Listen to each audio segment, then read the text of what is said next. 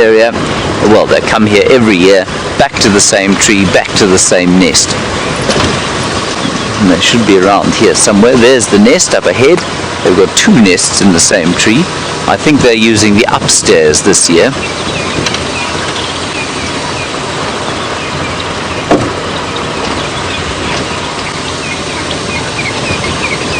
Let's just go a little bit closer, turn off.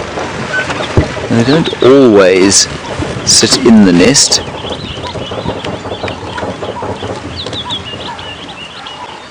You see one up there, Brian?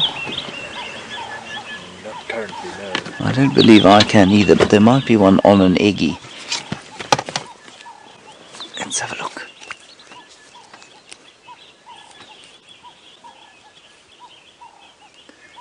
I see not any sign of a Wahlberg's eagle. Yes, I can. There's one in there. I just saw some movement.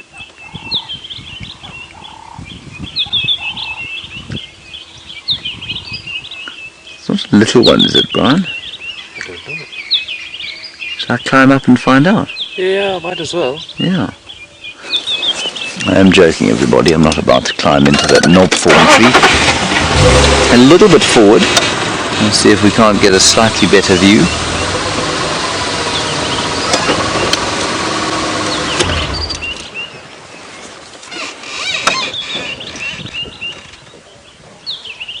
No, it's an adult in there. I'd been surprised if there was already a youngster.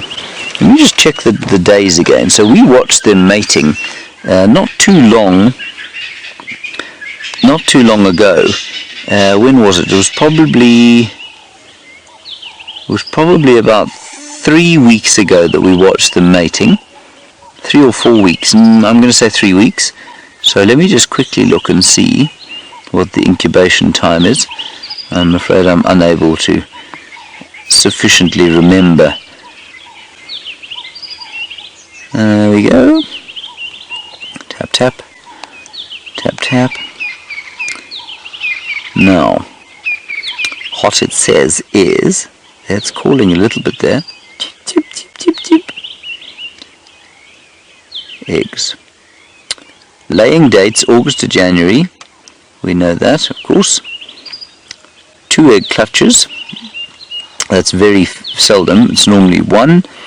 And I just want to quickly check. The incubation period is 46 days, so just over a month. About 6 weeks or so. Is that right? 6 weeks? 30? No, it's about 7 weeks. No, about 6 weeks. Sorry, my brain is... It's exactly 6 weeks. So 6 weeks from 4 weeks ago, or from 3 weeks ago, should be... yeah, I mean, we should have a baby in about 4 weeks' time, everybody. I imagine it takes almost a week for the egg to be laid after mating, and we watched them mating just around here. That's most likely the female on the egg. The male will be around hunting. He does share the duties, but normally he's bringing home the bacon, as it were. Not a very modern family, are they, Brian? No. No, not at all.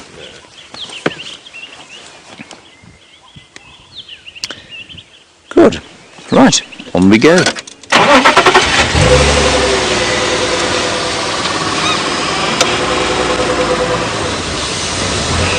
Hello, vulpine wolf girl. If you want to know if we ever consider putting a trail camera or nest cam like we have over at the dam camera there in front of one of these nests, we have. The problem is that you need to have quite a lot of power, and that can be done with solar. That's not difficult, of course. But you also then, if you want to broadcast it live, you've got to have some kind of wireless connection, or a wired connection, but a wireless connection, which is also imminently doable, but to maintain that with power is quite difficult. And because we almost certainly disturb that nest. We've decided not to go with it. But I've got to tell you, I mean, it's not a bad idea. Eventually, once we've sorted ourselves out with sufficient power and we've got decent solar cells, it might be worth putting one up in that tree while the Wahlbergs are away. So in winter time, we'd put it up there, wait for them to come, and as long as we could remotely turn it on, then yeah, it would be a good idea. We've thought about it. I think the disadvantages at the moment outweigh the advantages. Okay, we're going to head down towards Treehouse Dam, see if we can't pick up some sign of the Queen. Let's find out what Taylor is doing on Cheetah Plains. We are currently birding. As you can see, we've found a pair of yellow-billed hornbills, and we have arrived safely at Cheetah Plains. We are now on 3 in a Pan Road, and there are lots of elephants around as well. So after these hornbills, we're going to go and find the elephants that I can hear crashing through all the trees this morning. Elephant day today. Elephants and birds for Jeandre and I. You can see this is definitely the male. He's much larger than the female, and that beak is quite a bit more robust. I don't know if you can see the female as nicely as the male. She's sitting up on top of the...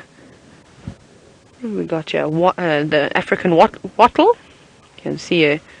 She's camouflaged at the moment, but you should be able to see her moving around. But the male, of course, he's posing quite nicely also. We're just watching birds groom themselves over the past few days. That's all I've been seeing them doing. There you go. You get a little parasite that you didn't need in there. Well, it must be quite difficult to be able to use that beak quite well with some precision, and I quite like the way that James described it as a traffic cone beacon on the top of your face. I don't think I'd be able to use it very well at all. I'd be very clumsy. But look at them. They're able to pick and remove little parasites or old feathers that don't need to be there anymore. Able to do all those amazing things. Now, they were calling just now and doing a little dance. I'm hoping, that's why I decided to look at them. I was hoping that they were going to do it again. Right, there was a little bit of chatting going on. Not too much now.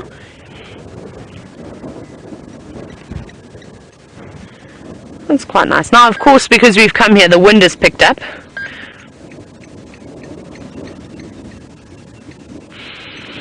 No. Good morning, Fran. Fran wants to know what migrant bird am I most excited about seeing. Now, my one that I was really excited about seeing is actually already arrived. The yellow-billed kites. We didn't see too many down in the south, so last year I think I only saw about 2. And I've been seeing them flying all ahead at the moment. So I'm really, really enjoying the yellow-billed kites. They're one of my favorite birds down in the Eastern Cape, so the southeast coast of South Africa. They were quite prolific there. So I'm happy to see that they are here and they are back. And actually the last time I saw them, they were flying around Cheetah Plains, so I've got my eyes open and wide, waiting to spot the big fork in the tail as they soar along the sky. Right, let's go and find the elephants. I can see a few of the big grey things up ahead. Bye, Hornbills, thank you. I don't know why I'm saying goodbye to all the animals today. Feels like I haven't driven in ages. Oh, there's lots of elephants. I can see little babies again. Always good. Well, let's go up towards them. Now, don't go into the bushes. We can go straight, eh?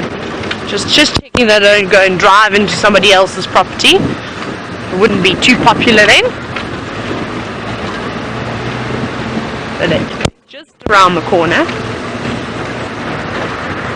Not. Let's see. I can see lots of bums. They're going through the thick vegetation now. Don't do that. Come back. We're just going to see little glimpses of the elephants. See those big grey objects moving or powering through all the trees. Oh no! Something happened. No, I think I'm mute. Can you hear me now?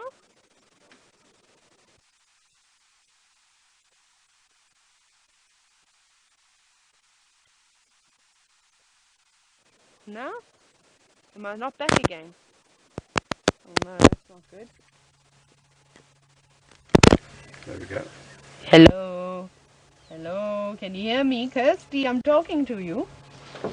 Andre says I'm back, so I think I'm back. Oh, we've got elephants in front of the road. Look at that. Look at them over there crossing, being quite sneaky. Very. And they're gone again. Okay, well, let's go forward. Perhaps there's some more. I'm just trying to get my microphone, my mic back. Right. While I try and figure out what's going on with my audio, let's go back to James.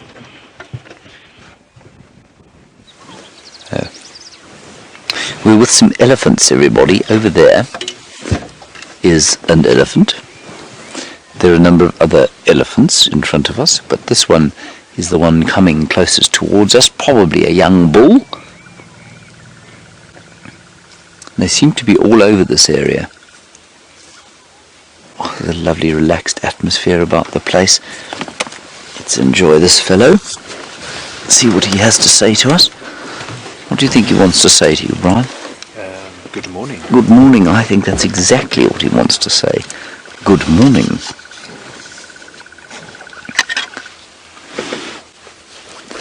I love how these young bulls are so inquisitive.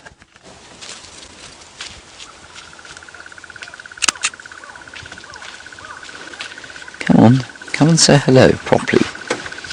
Come and greet us fondly. That's it. No, he says, you make me nervous.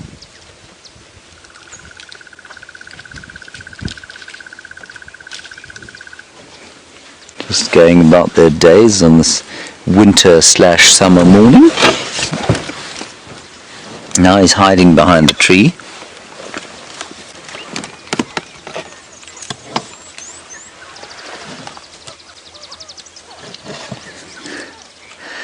Justin, you want to know how long it takes a single blade of grass to pass through an elephant's digestive system?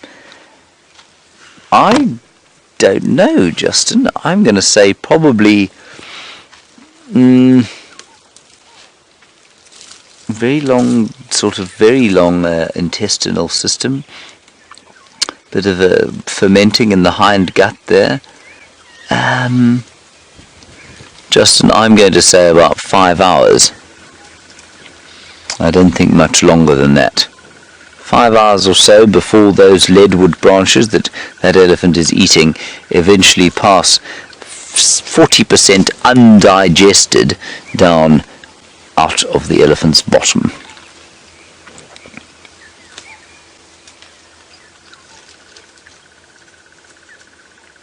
Very nice, Brian. Pedicure. Pedi shot. I always like the pedi shot. It's a good pedi shot, that one. Very nice light on the nails, which are in superb condition. Obviously looks after himself. He's a metrosexual young male. His masculine pedicures.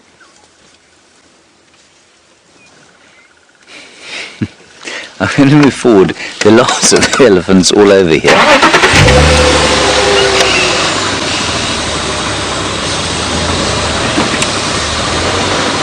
3 more in front of us, 4 more in front of us, a whole lot more to the right hand side.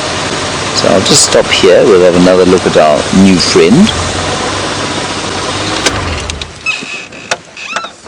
All the time, although I'm being quite sort of light-hearted about it, if you're ever in the Kruger and find yourself driving around, please always be very aware of elephants and make sure that you, well, I mean, many of you will have learnt a huge amount about their behaviour from watching these safaris, and not so much from the guides waffling at you, but just by watching their body language.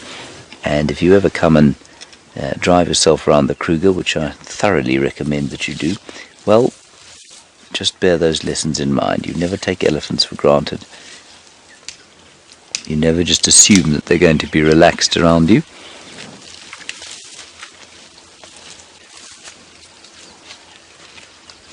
He is completely relaxed, however,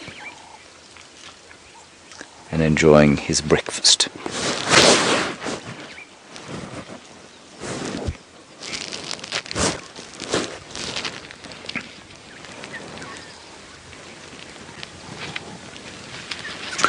Hello, James in Australia. You've asked a question that, again, we could talk about, probably would open up 1,000 other topics.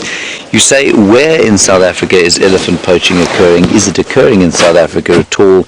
And, is it a problem, and where is it a problem? James, it's not a huge problem in South Africa, and it's interesting, and of course we've just had the CITES, this big CITES meeting about whether or not trade should be allowed in elephant products, and a huge group of people saying absolutely not. Increasing trade in these products definitely causes an increase in an upsurge in poaching, and others saying nonsense, you've got to, the sort of free marketers going, you've got to allow trade in it because that gives people an incentive to look after the animals. I'm not sure which side of the argument I sit at this stage. I've read so much about both, and I really can't say. But what I will tell you is that in Namibia and Zimbabwe and Botswana and South Africa, we've got very stable, increasing elephant populations. Up into East Africa, Tanzania and Kenya, they tend to have much more of a problem. And we think it's there that most of the elephant poaching is taking place, and probably up into West Africa as well, probably largely to do with corrupt government officials. That's not to say that we don't have corrupt government officials here. We have a very impressive collection of corrupt government officials in South Africa, but regardless, we seem to have a lot stronger conservation policing in South Africa, so it's not really happening so much here. And just on that, many of you will have read the Great Elephant Census, or bits and pieces about the Great Elephant Census, and if you haven't, go and read it. And I too was scandalized by some of the assertions it made about there being a 30% loss in elephants in Tanzania. I think it's something like they reckoned an elephant was being taken out every 15 minutes by poachers. And then I read an article that very cleverly described how the statistics in that Great Elephant Census are in fact rather nicely manipulated for headlines. And the thing is that, and if you haven't read it, just go and you'll find nice summaries online. Nobody's ever done a census like that before. And so when they start saying there's been a reduction of X number or an increase of X number, it's actually impossible. It's comparing apples with oranges because nobody has ever counted elephants in this way before. So it's quite interesting. We don't actually know. Are elephants threatened in their range? Yes, they are. Is there huge habitat loss? Yes. Is there poaching? Absolutely there's poaching. Should we do more to protect them? Absolutely we should. But we can't do it on the back end of sort of extremist and misleading headlines that are sort of designed to raise funding, I guess, for NGOs only, as opposed to spread the truth. And it's a very delicate balance we have to walk there. That is an amazing shot. Sorry, I couldn't see that. My sun shining on the monitor. That's fantastic.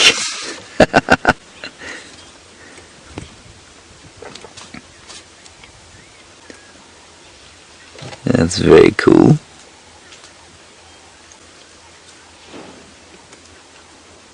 Now, I just want to give you a little bit of an update from Buffelshoek. At Buffelshoek, they have found Mvula, so he still knocks around. He's still doing very well up there. Obviously, he's found himself a bit of a vacant territory. He's been there for some time, and he's calling, and I'd love to be able to see him a bit more, I must say. But he's doing very well at the moment up in Buffelshoek, and they've just found him again.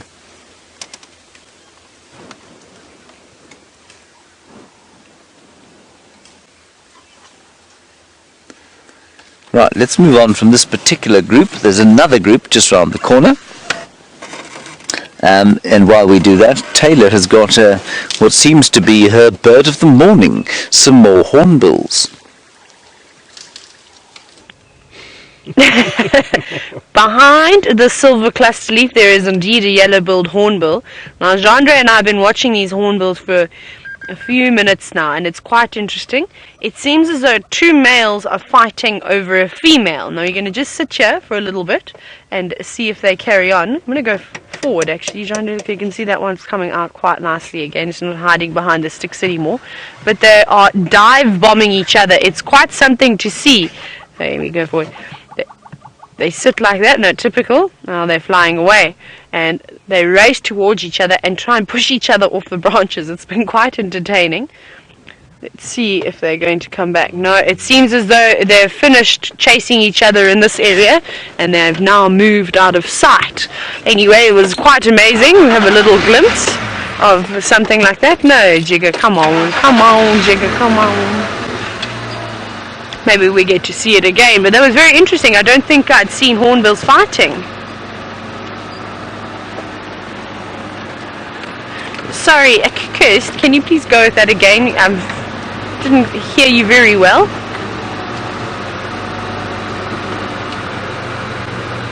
There we go.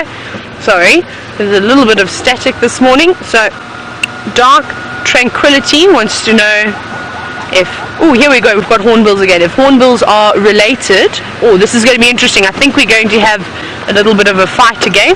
If they are related to toucans, I'm not entirely sure, but with the structure of the beaks, they're quite similar. So possibly, maybe they are distant cousins of each other. But you get hornbills all over the world. I know you get hornbills in Asia. Apparently, Kirsty was telling us they look very much, or in Thailand, they look very, very much like, not Thailand, Kirsty, where are you? In Vietnam and Singapore. And they look very much like our crowned. An oriental pied hornbill, which look very much like our crowned hornbills. Now let's see if we get a bit of dive bombing again action. Anyone know? No. Oh, hang on, we've got a pair. Here we go. We're going to see it again. These two are chasing each other. Did you see that? Look at this. Let's see again. Now they've sat on either side of the road. I'm going to have to roll. Can I roll forward? Let's try. I'm going to go forward again.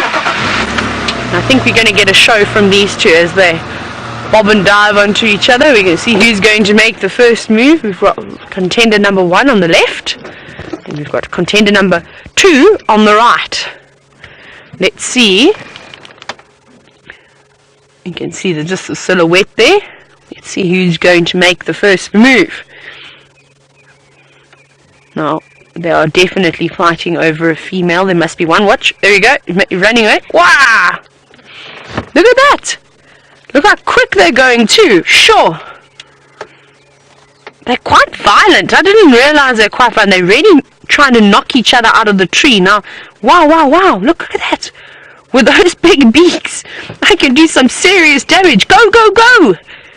This is amazing. This is the first time I've ever seen hornbills fighting like this. Go for it. Chase him away.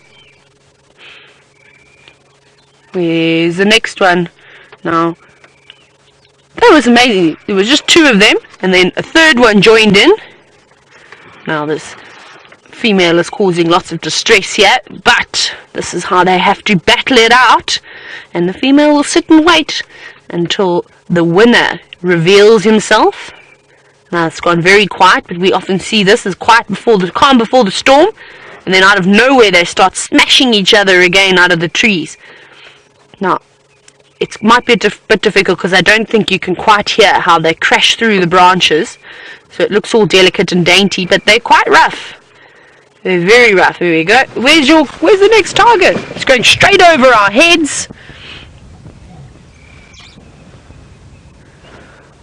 They just keep doing circles around this area, so I think we could have a good position here. I can hear another one calling in the distance. Let's see. We're going to have to be a bit patient and wait for them to all regroup. Wouldn't it have been amazing if we were able to actually see who wins this argument? I'm very quiet, just having a break. Oh no, coming in hot. Where are you going? Straight over us. Straight over the top. Okay, we're going to have to do a little bit of reversing. Let's reverse. Alright, if I can get Jigger to go. Going back at quite a speed, so I'm just watching behind us. We chase these hornbills down. Watch them as they bash and beat on each other. No, don't go too far away again. I keep coming back, so I'm reluctant to leave. We've got one here. Mr. Hornbill, you're going to stay still for us? Oh. There's one in the tree. You can see just up top. Well, let's see if anybody comes back. Just hopping around there. Like we said, it's gone quiet again.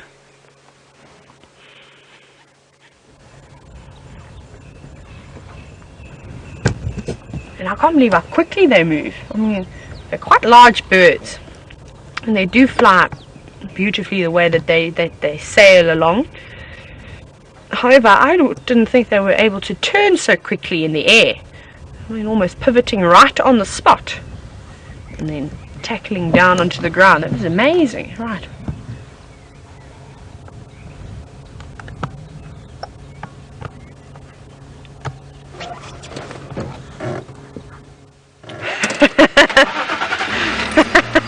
Sorry, I'm listening to some of the comments that are coming through.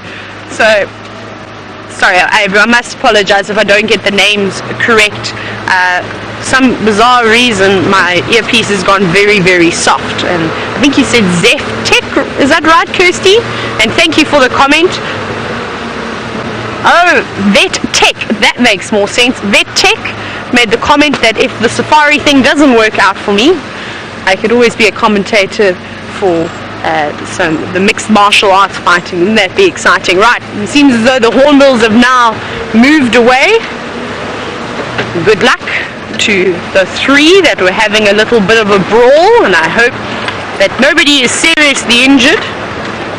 But that was quite amazing. That was another first for me on safari, being able to see Hornbills battle it out. We're having a great birding morning.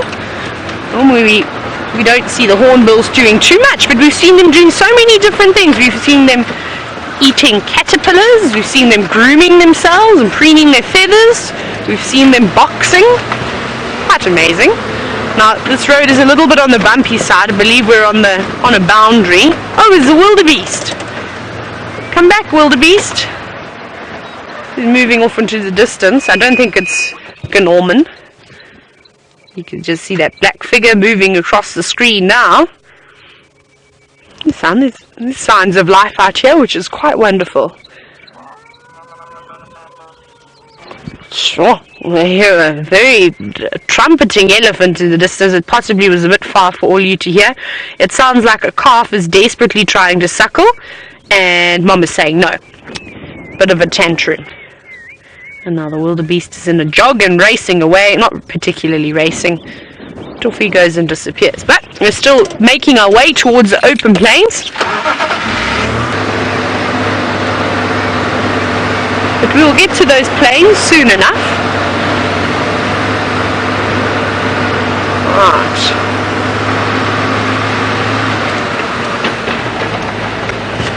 Just strictly checking through here.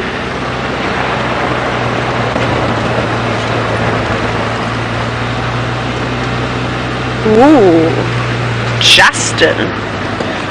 Now that is an interesting question you have asked.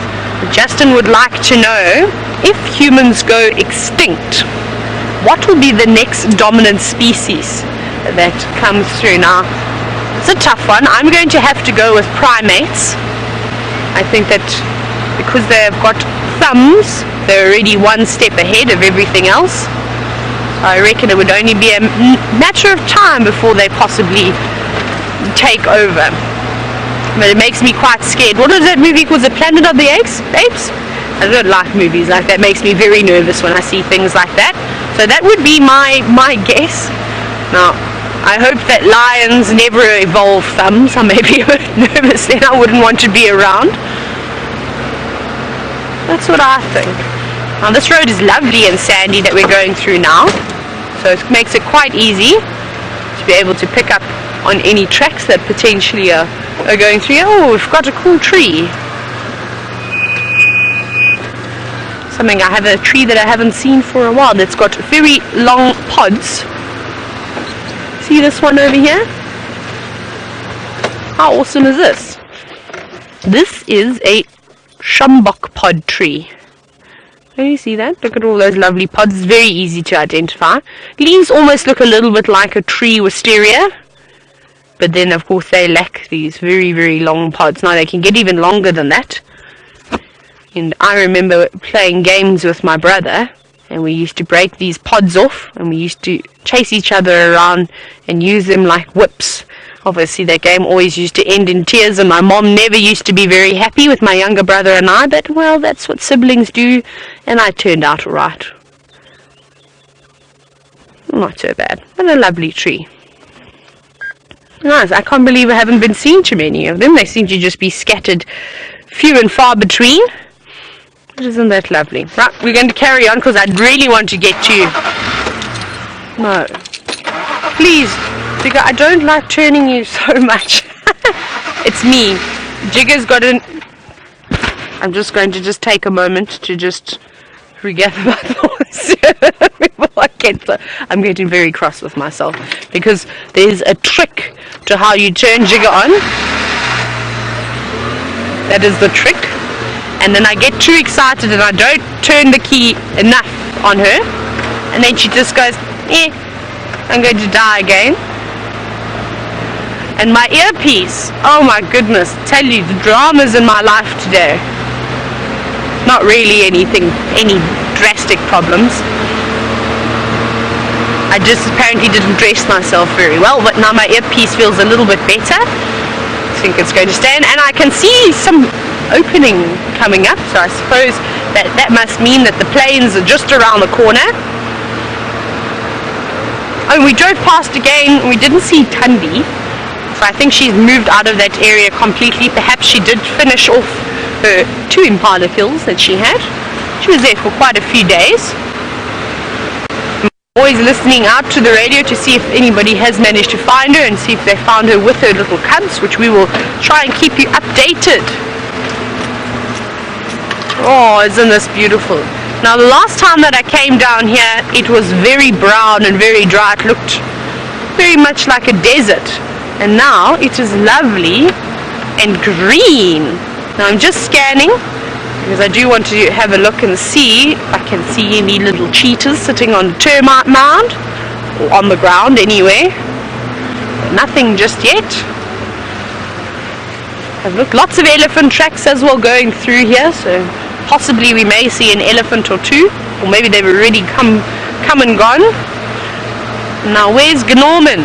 Gnorman! I don't see him yet. Very quiet except for this Burchell starling, whose feathers are looking quite wonderful in this light. Again, you see some of the nice sort of purples that are coming through on the back of the wings. Isn't that a lovely bird? Just sitting there. Now you can see, you can use this Burchell starling though as a wind gauge. You can see that the wind is now coming from the south and blowing towards the north. And I think it's very strategic the way that it's standing, because if it had its bum facing the other way, it would almost be doing a somersault. Or a roly-poly. I don't know, we call those things strange. Those, what did you call a somersault or a roly-poly? Somersault, okay. I don't know if it's the same for all of you watching and the rest of the world. What do you call a tumble, I suppose is another word, where you tuck your legs in your head and you do a bit of a roll. We call it a somersault, or I suppose a roly-poly or a tumble, any of those. Wonderful, strange language of South Africans. A bull. Here's a real good word from Genre. That's, we would call a tumble, a somersault, a roll. We'd call it a bola makisi. Strange word, eh? Bola makisi. Now, as I said, that obviously that starling didn't like that word very much. What is wrong with me today? Goodness gracious. We'll just raving sorts lots of problems out in my life, apparently. I'm falling to absolute bits. Right, let's check these pans. Well, while I scout around here and have a look for any sign of life on the plains of Cheetah Plains, let's go back to James and see what he's up to.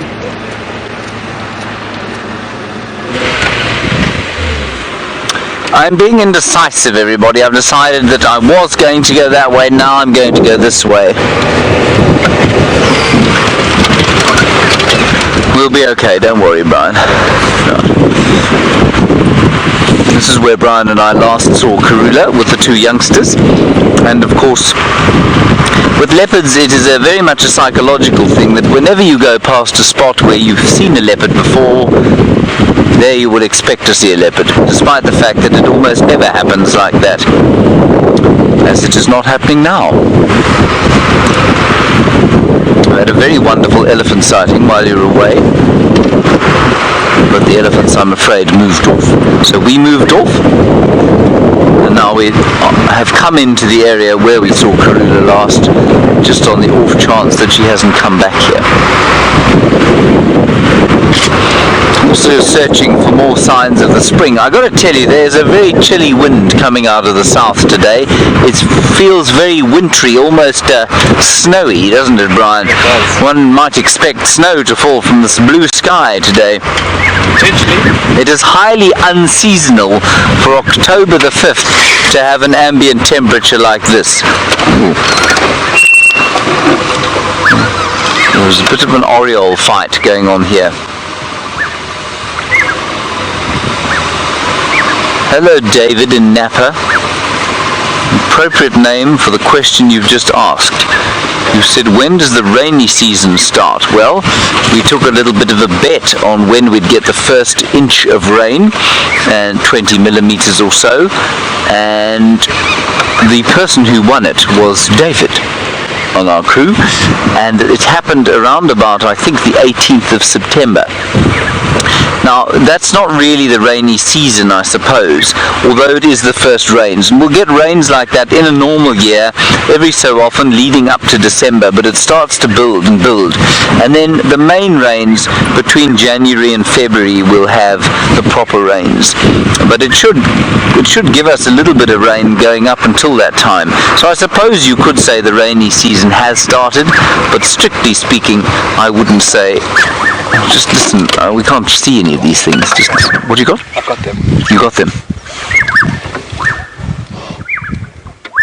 Oh, there are lots of them singing away. And the sound is just so gorgeous.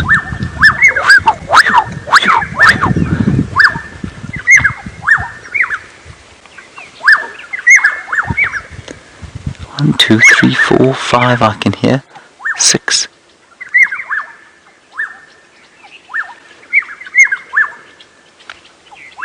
Isn't that cool? Now this will be some sort of territorial dispute, because it's now breeding time for the birds.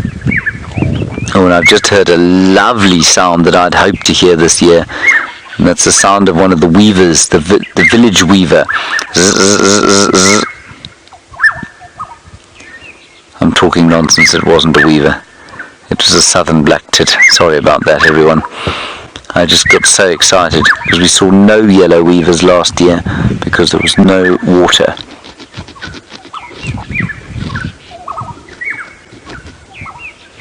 Isn't that a gorgeous sound?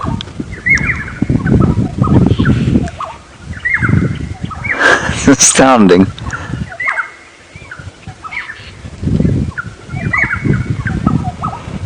Now, although that bird is beautiful, the African golden oriole and European golden orioles, which will be coming back here very soon, oh, they're like those birds, but with a plain gold head, and that's quite something to see.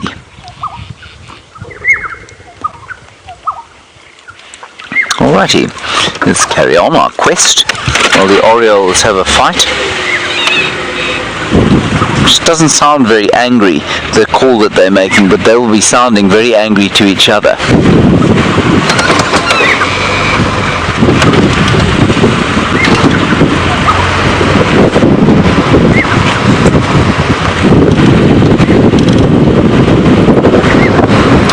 As far as I'm aware, I don't think she has been seen again since we had that incident with the baboons. Alright, Taylor has managed to find quite a lot of life there on the plains of Cheetah. It isn't a cheetah she's found, it's a mozzarella producing bovid.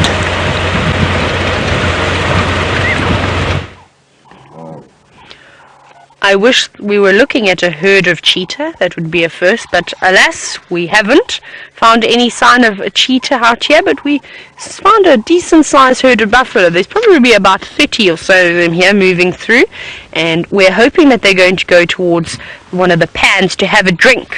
And wouldn't that be great? Now, it's unfortunate that we don't see big herds of buffalo anymore. We just see them in smaller groups, occasionally the odd 100.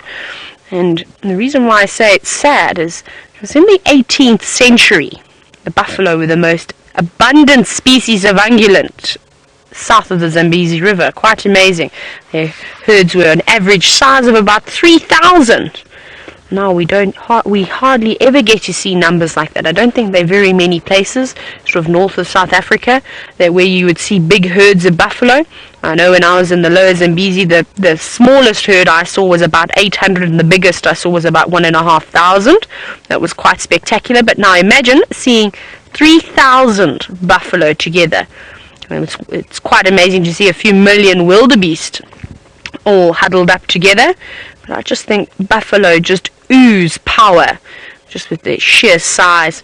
And imagine all the oxpeckers that we would see. It would be quite noisy, not only from the buffalo as they're chatting away and mooing and communicating with each other, but you'd get quite a nice hum, I think, coming from all the oxpeckers. Now, with this herd, something I'm going to be keeping my eyes open for is some yellow-billed oxpeckers rather than just the good old red-billed oxpeckers.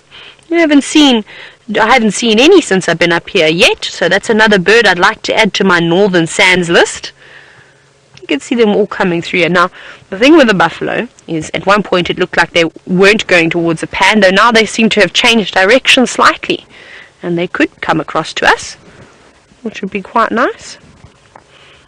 Look at this young bull that we're staring at the moment. There's an oxpecker that flew onto his ear, quite happily just taking a break and ruminating, and this big cow crossing in front of the screen. How rude, you just stole that bull's moment.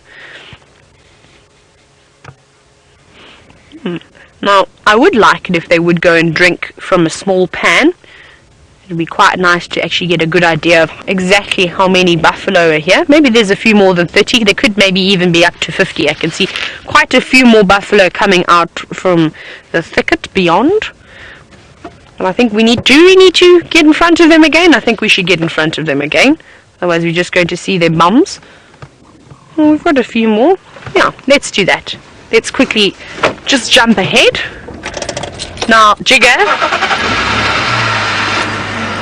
Yes. Okay. So I always get nervous of turning the key too much. Obviously I don't want to break the start motor, but with Jigger that's obviously an exception. Oh, we won't go too far ahead. They're crossing this nice open area now, just a little bit of a gap. Oh, there we go. Isn't that beautiful? And we can see all the buffaloes coming out.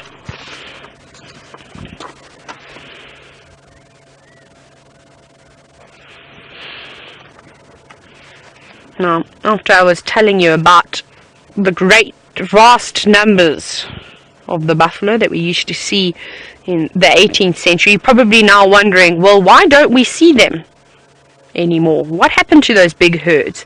And that, unfortunately, was due to a disease called rinderpest. I don't know if any of you have heard that, but it's an infectious viral disease that plagues cattle. And we obviously see it then in buffalo. Sometimes you can see it in giraffe and wildebeest, as well as warthogs occasionally. Now, that disease was brought over from Asia with the cattle that they started bringing through to Africa. Remember, there's no indigenous cows in South Africa. They were all brought over, and unfortunately that disease then spread to the wild populations of buffalo throughout the continent, and we lost about 95% of our buffalo in southern Africa. It completely wiped them out. Terrible. Now we are only left with about 30,000 buffalo in the greater Kruger area, where I'm sure there would have been a few 100,000 buffalo in this greater Kruger area if it wasn't for the rinderpest. And now unfortunately these buffalo are still not safe. They are plagued with some diseases like foot and mouth disease, as well as bovine tuberculosis. And hopefully, with them breeding all these disease-free Cape or African buffalo in the quarantined areas, so typically along the coastline, I know the Eastern Cape in South Africa, I talk about that a lot, but that's where I'm from. And they do big buffalo breeding projects there where there's never been any tuberculosis or foot and mouth disease, and hopefully over the next 20 years or so they'll be able to breed the populations right up, where at one point they'll be able to reintroduce them into these areas and let them repopulate diseased free. Now the reason why it's such a problem to have diseased buffalo is because something like the lions, whose favorite food in the greater Kruger area is buffalo, they can contract tuberculosis and also die from it. So can kudu, so can honey badgers, and we don't want this, obviously. We don't want any animal populations to decline. But it's a big project, and I think it's going to take a number of years before they can, unfortunately, sort it out. Remember, a fence line, unfortunately, doesn't stop the spread of disease, and that's what they thought many, many years ago, is that by just having a little fence, post and rail, a few strands of wire, that will keep the diseases out, and that's how these buffalo contracted tuberculosis and foot and mouth disease. They needed something a bit stronger, unfortunately, than a little fence. But let's reposition again. These buffalo are lovely. They're going to come out for us. I think they could be going to the pan, Jean-Andre. Good job. Let's see, they're changing. They keep changing. They could turn around again.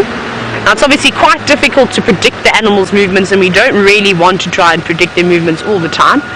But in this case, in order for us to get the best position in the pan, that's where we want to go. Which way is the pan? That way. That way exactly we're going. But before we do, look at all those spider webs. I just want to show you something here while we look at the buffaloes that pass by. That's amazing. We're going to have a closer look, because I want to just double check and see which way. It looks like there could be more than one type of spider there.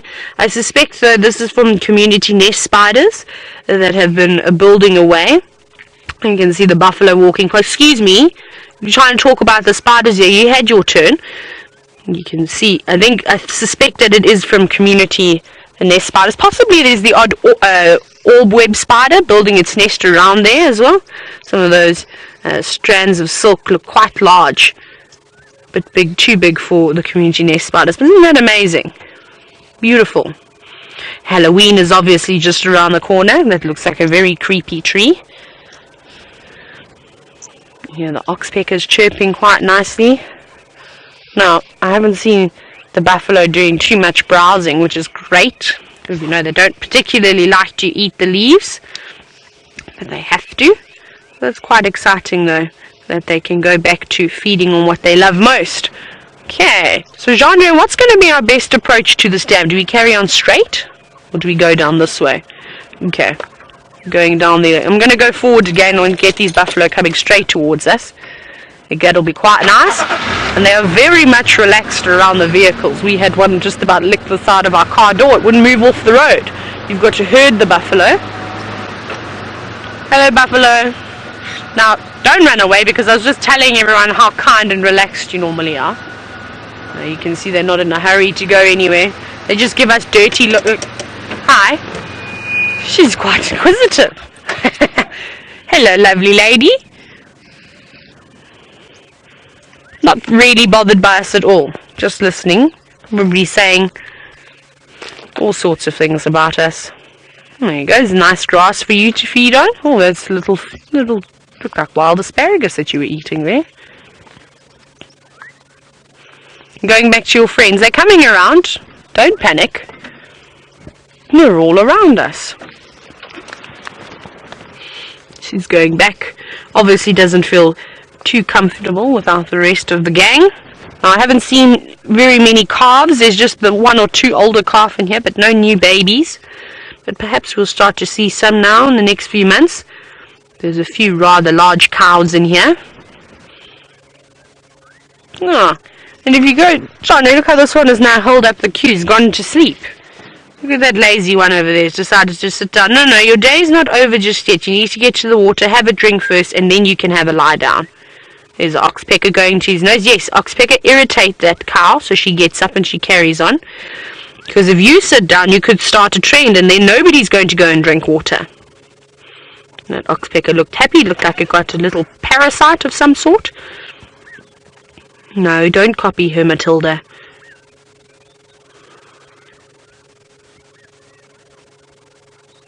Well, they're slowly coming. No one else has sat down just yet. It's just the one. Oh no, don't you do it.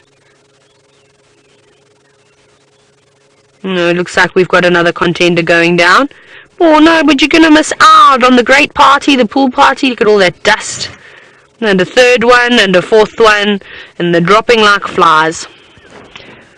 Let's hope we get a few of them that decide to not fall to the peer pressure that's obviously going on in the setting. Shame on you, Martha. It just looks like all the cows that are deciding to have a break.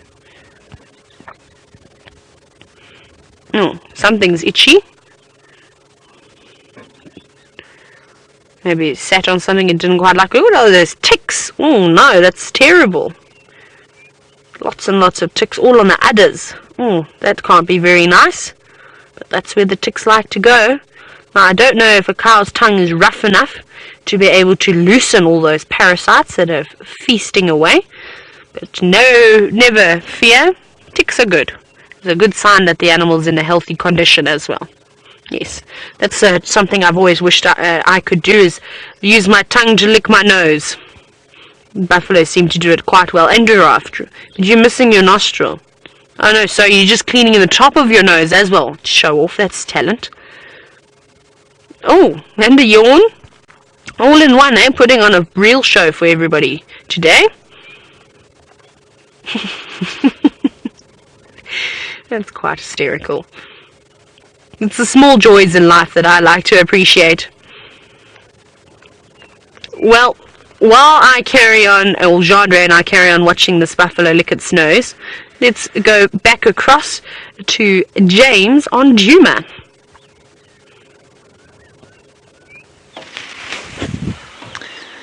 There is the tailor's favourite bird of the morning, the yellow-billed hornbill, which is very nice, of course, to see.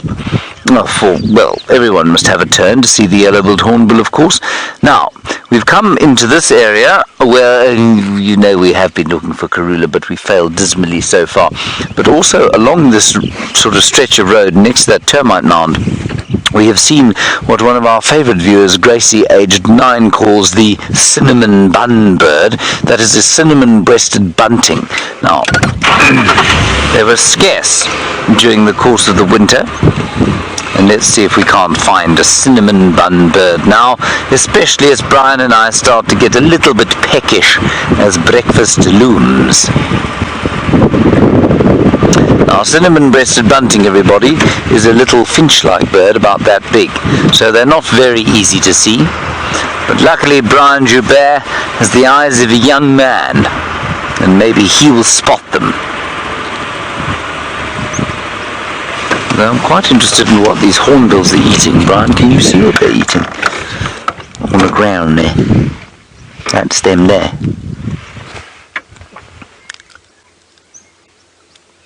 Do you think it's termites, maybe? Can't imagine what else it would be.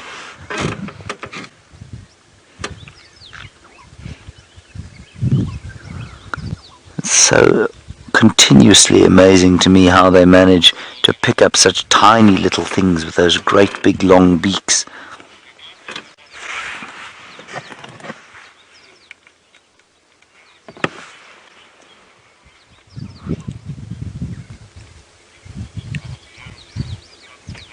That's so sweet.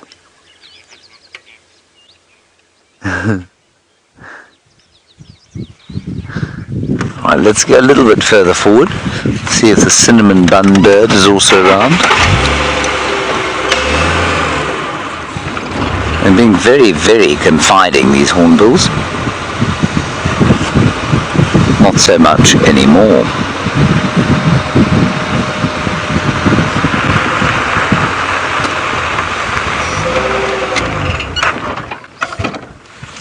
I'm going to get out and see what they were eating, Brian.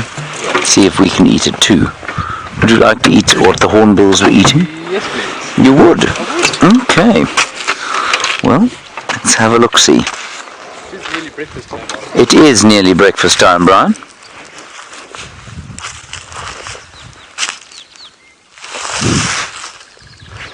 They were in here, weren't they? Yeah. Oh, wow. There are two jumping spiders here, everybody. I'm not sure that they were eating jumping spiders. Unless there's been some emergence of them, perhaps. But I suspect what's more likely is that the jumping spiders were eating what the hornbills were eating.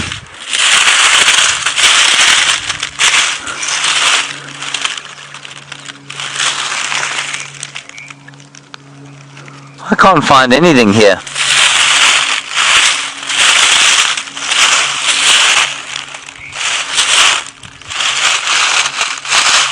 Maybe there was an emergence of jumping spiders where they would have emerged from, I don't know.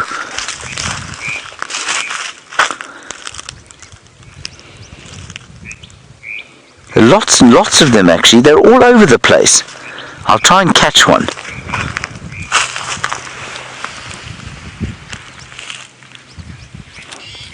Oh, no, it jumped away, Brian. Tiny, no, that's exactly what it is. They were eating these jumping spiders, because some of them are very small.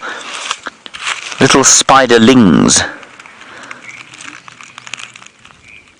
No, I'm afraid they're rather too fast.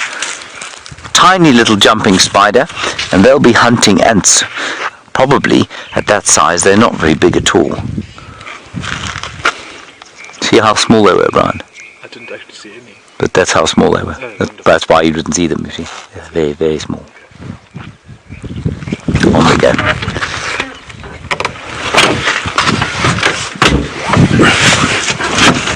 Whew. Just a bit stiff today, Brian.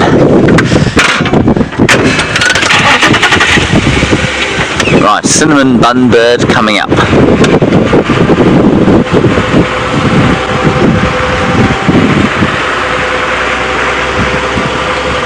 On this termite mound there used to be many. It was like a bakery full of cinnamon buns.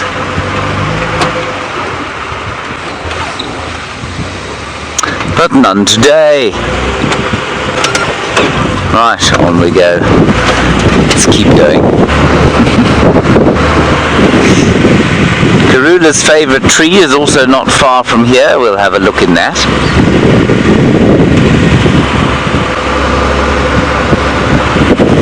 These things look a little bit, well, there doesn't seem to be a great deal around this particular part of the reserve, which is a bit strange. It's normally very productive along here.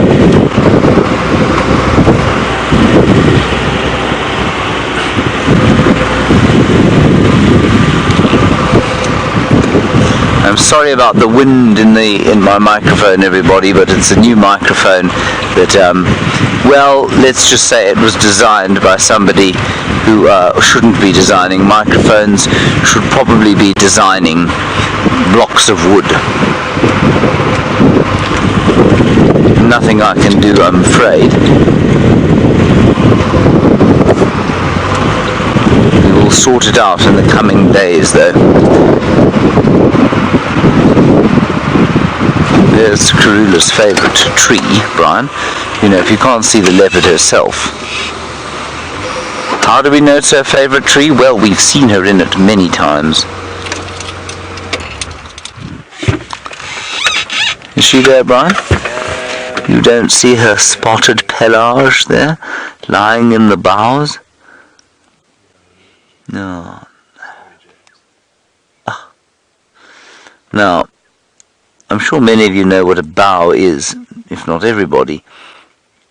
But I once said, during the course of a show, I said, Ah, look at the leopard sleeping in the leafy boughs of that tree. And I shan't, the person who shouted at me shall remain nameless, but they said, "That's ridiculous. You can't tell somebody that there's a leopard lying in the bowels of a tree." It was very distressing. Anyway. A bough, for those of you who don't know, is a branch, not a bowel, which is of course something entirely different. A tree doesn't have a bowel, Brian. No. No intestines.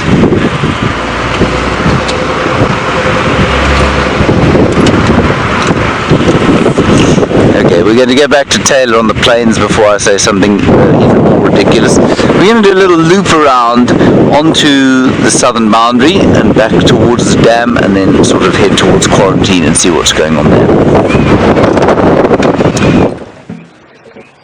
Well, we've moved away now from the big herd of buffalo. They seem to have sat down. We found some Duggar boys, as you can see, and they really are true Duggar boys this morning. So if you've just tuned in or you are quite confused as to what I'm talking about, Duggar means mud. And that's typically what the word we use to describe big buffalo bulls. He's coming out slowly. We'll be patient. He's going to pop out shortly. And there are two of them. And normally once they're too old and a bit slow and can't quite keep up with the breeding herds anymore, they'll go and move off and be on their own, maybe in one or two or small bachelor groups. And they love to find themselves some lovely fresh mud, and then they wallow in that to keep themselves nice and cool, as well as to kill all the parasites. But it doesn't look like they're too interested in the mud just yet. It looks like they're just munching away. And he's come out quite nicely now. Here he is. Now he's massive. He's got a beautiful sized body and a lovely thick neck. Hasn't quite developed a dewlap just yet.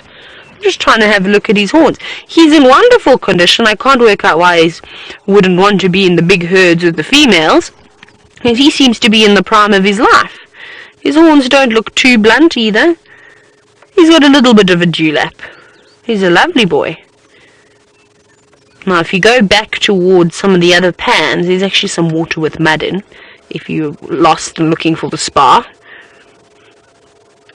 That's another thing. I don't know why people pay so much money for these seaweed and mud wraps when we've got perfectly good mud wallows that would do exactly the same thing. They can be a little bit stinky from everything else that's been wallowing around there, but if you can look past that, then it's much sort of more value for money.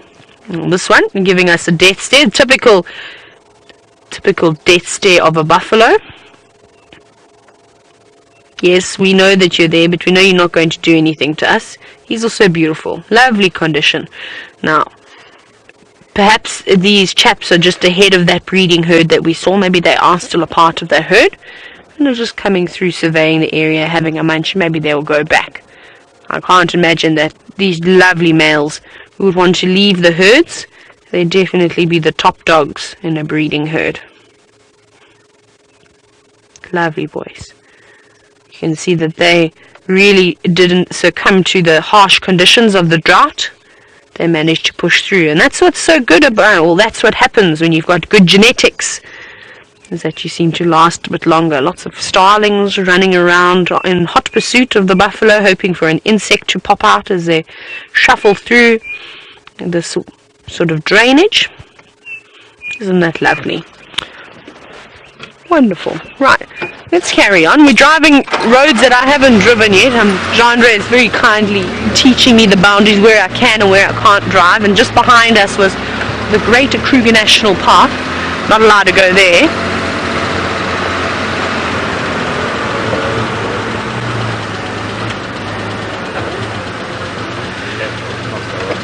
Did you hear what?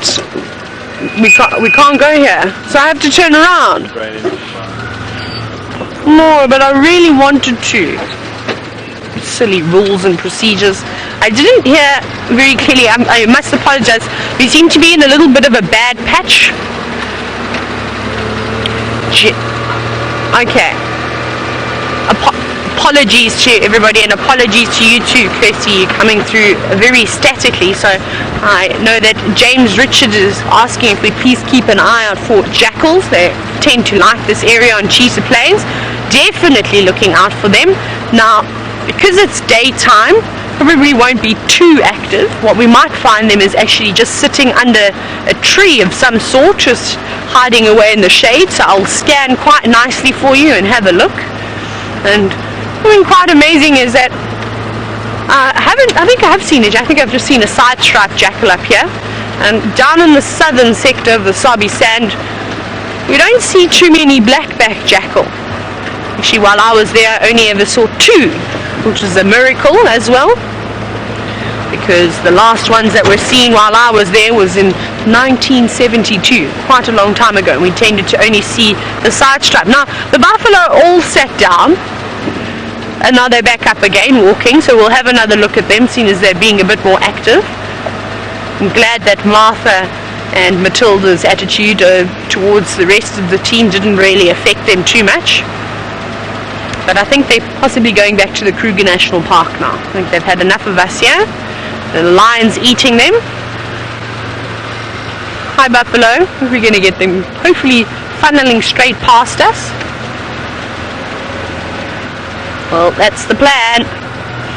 You know, let's go a little bit further ahead.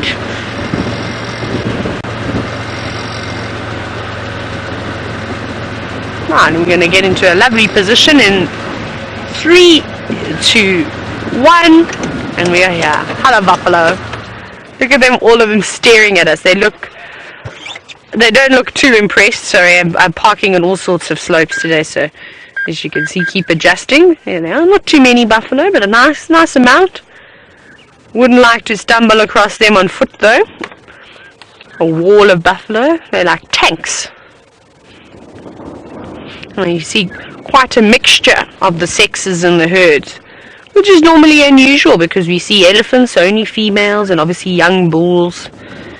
With zebra, it's normally one male, lots of females, and the same thing for the impala and the kudu and the rest of the antelope, besides the small ones that mark and defend territories.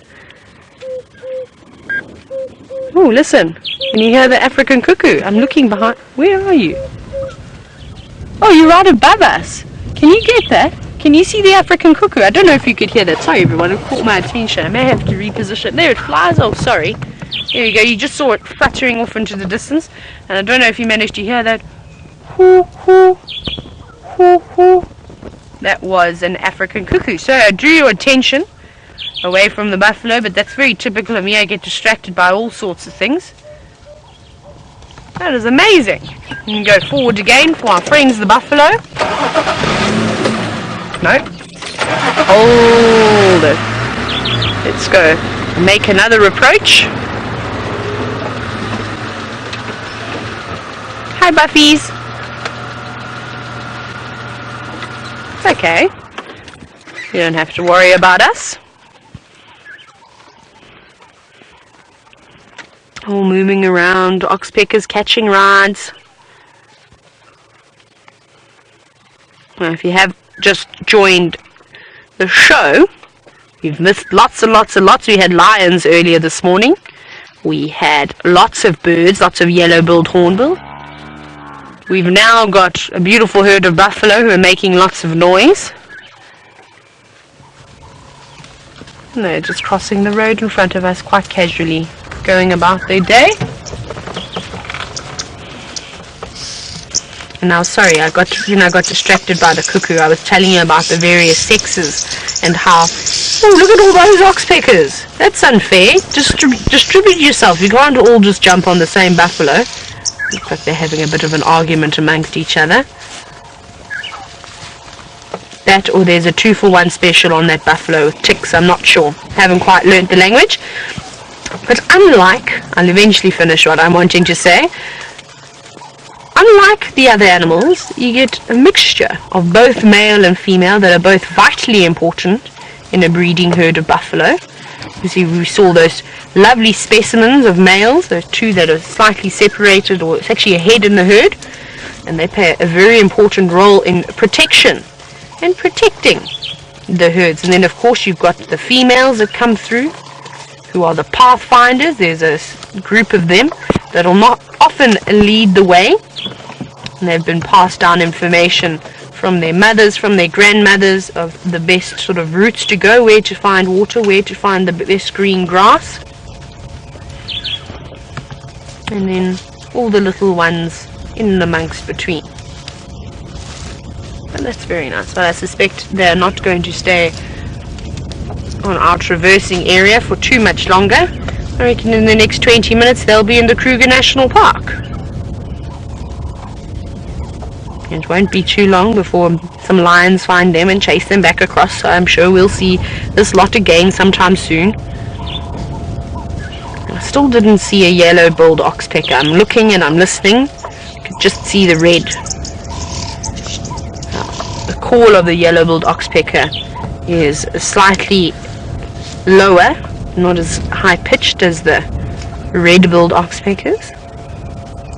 But none of that just yet. And I had a close look at those that group that landed on that female buffalo, and there were none there. And buffalo always look so tired when they're walking.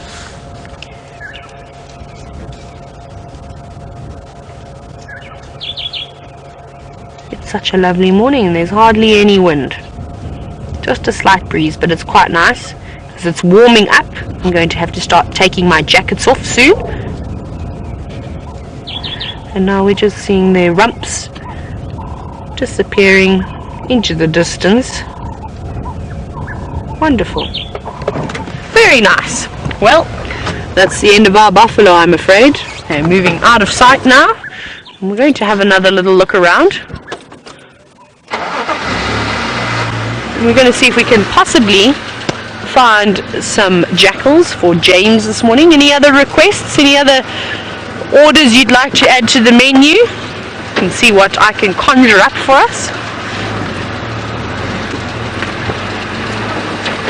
Jerry from Australia would like to see ostrich. Well, this is a very good area to see ostrich. Let's go this way. I like the open plains. Unfortunately, there aren't too many ostrich left in the Sabi Sands as a whole, and even to see them in Kruger it's not very common. Now, unfortunately, hyenas like to eat ostrich. I've heard of cheetahs quite enjoying them, and even though there are a few adults around, their eggs don't seem to last for too long.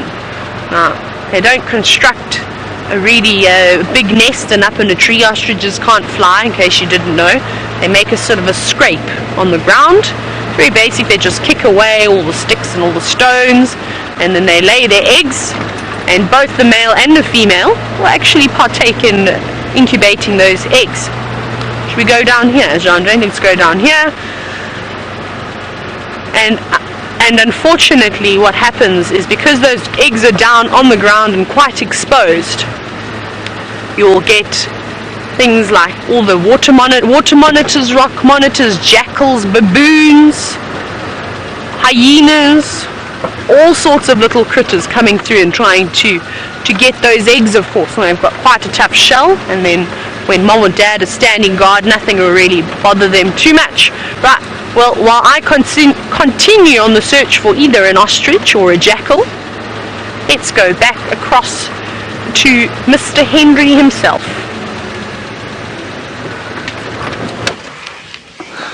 Everyone, we've come back towards the Walberg's eagle's nest, not to see the Walbergs, but because there were monkeys alarm calling around Gallagher Pan. But just up there, you can see that one of them is feeding the other. I'm sure that's Mr. Wahlberg's feeding Mrs. Let's go back a bit. Let's maybe go forward. Do you think that was food, Brian, or do you think it was a bit of vegetation? It looked like nesting material to me too. Maybe they're still lining the nest for the eggie to be delivered. No, we're not going to see them. Let's carry on going, everyone. We're going at some speed towards Gallagher Pan. That's the other side of the camp. So we're coming up Twin Dams Road now. The lions are in the drainage here, still fast asleep as far as I know.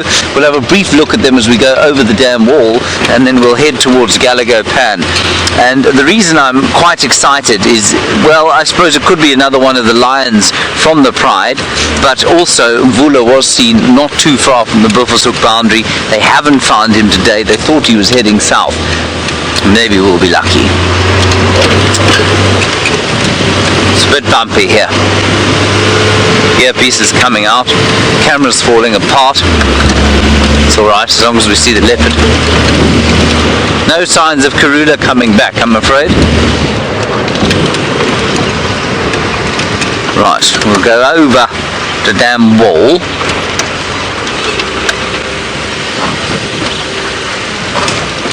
Hold on. Hold on. See if anything's coming to drink. It hasn't warmed up a great deal, I've got to tell you, since this morning. Still a very strange cold wind for this time of the year. We'll ease past the lions, or more accurately, we'll ease past... Oh, they're up. Look at that, everybody. They've come into the sun. They've got up just as we got here.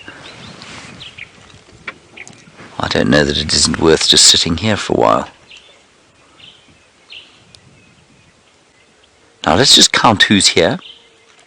Let's count who's here. There's 1, 2, 3 females, 4 females, and the male. How many cubs? 1, 2, 3, 4, 5, 6. I'm sure all the cubs are here. Oh, the male and the female are having a bit of a fight. I'm going to sneak forward a bit.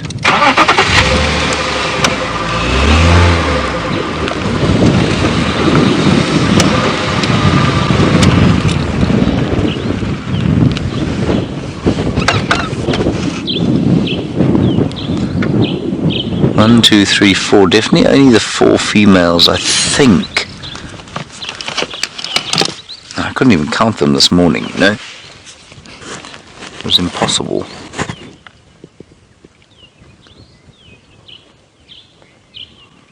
One, 2, 3, 4. 1, 2, 3, 4, 5, 6, 7, 8 cubs.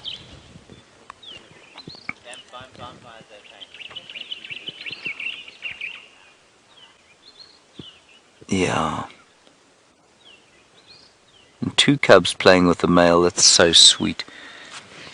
Well, not playing with him, he's just standing around with 2 of them. He is in excellent condition now, apart from the scarring that the mage has left on his belly.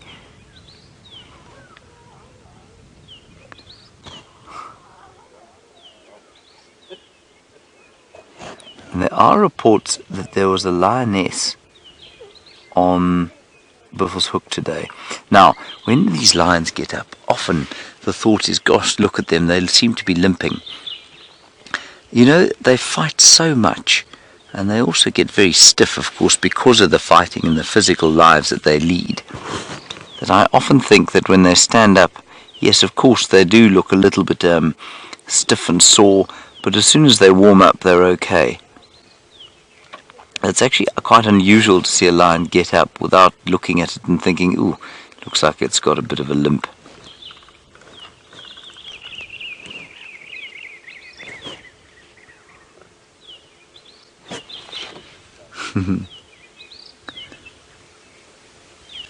Alright, I'm going to suggest we carry on. We don't have many minutes left. Let's just go around the corner to Gallagher Pan. I don't think that the monkeys were alarm calling at these guys because they're quite a long way from that pan. Hello lions, thank you for getting up eventually. Sort of got up.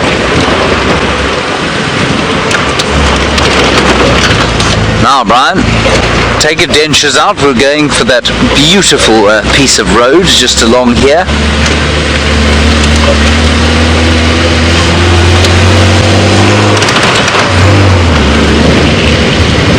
Hold on tight everyone, we don't have long left, so I'm going to drive quite quickly.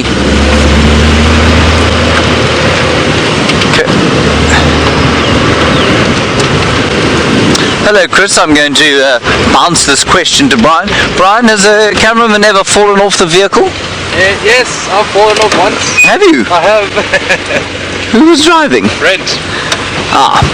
But So, we weren't moving too quickly. Brian- Kind of tumbled off the side. Brian tumbled off the side while Brent was driving. Did he hit a bump or something? No, we did. We went over a bump and then I You were just overbalanced. something solid and I missed. And I went, oh no, went off the side. Yes. So do we put that down to Brent's error or yours? Bit of both. Bit of both, okay. So not often, no, Chris, but I have heard of guests being lost off vehicles. I nearly lost a guest off a vehicle once, driving too fast through a block, and I hit a log. Front wheel went over and I bounced, and then the back wheel hit. And of course, if you're sitting on the very back of the car, you hang over the back axle, and so the bounce is exaggerated. And I looked back, and this poor person was holding on for grim death, and her back was kind of up in the air, and if she'd been a child, her legs would have been up behind her.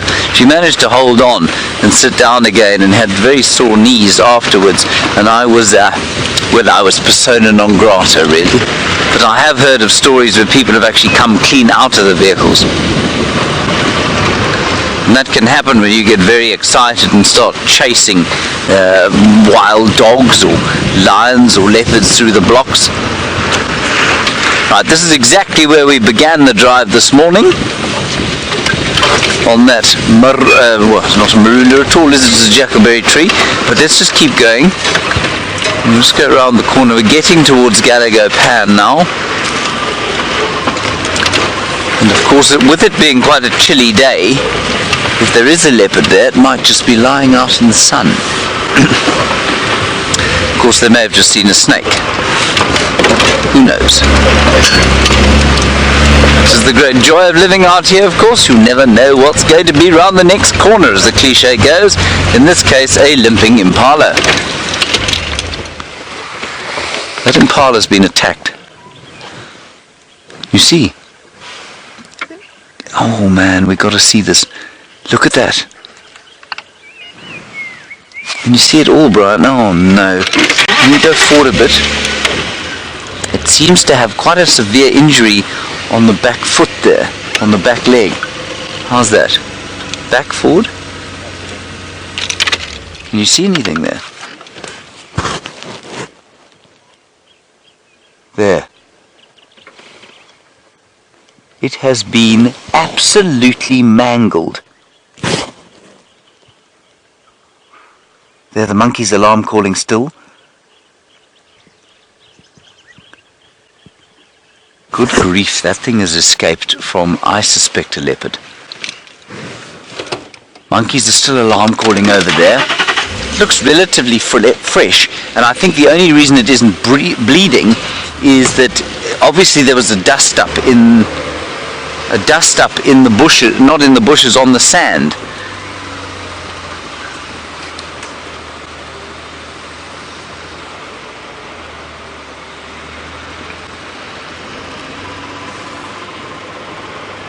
That's very strange. Monkey's still calling from around here. Just going ho, ho, ho.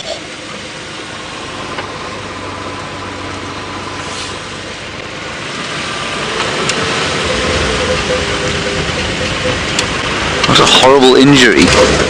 Can't think what else would have done that other than a leopard. I don't think a lion would have let go.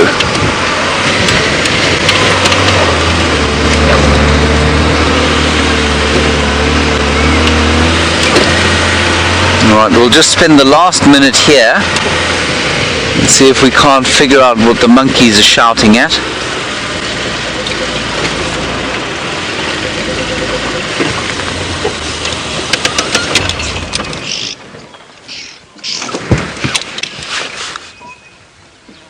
Something is going down here. What it is, we don't know.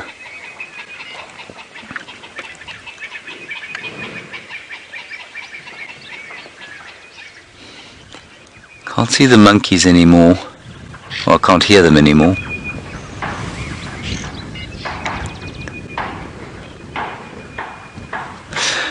Alright everyone, that's going to be it from us, I'm afraid. We'll keep an eye out here for a little bit longer, but I don't think that we're going to see it. Whatever it is, I think has disappeared into the drainage there. It's not over here. Alright, this afternoon I think we're on private rehearsal, so we won't see you until the sunrise safari tomorrow morning, so I'm sorry about that. Wonderful to have you with me, Brian, today. Thank you very much. Big thank you to Taylor and Jandra on the other vehicle, and of course to Kirsten and the team in Final Control. Mostly to all of you. See you tomorrow morning. Bye-bye.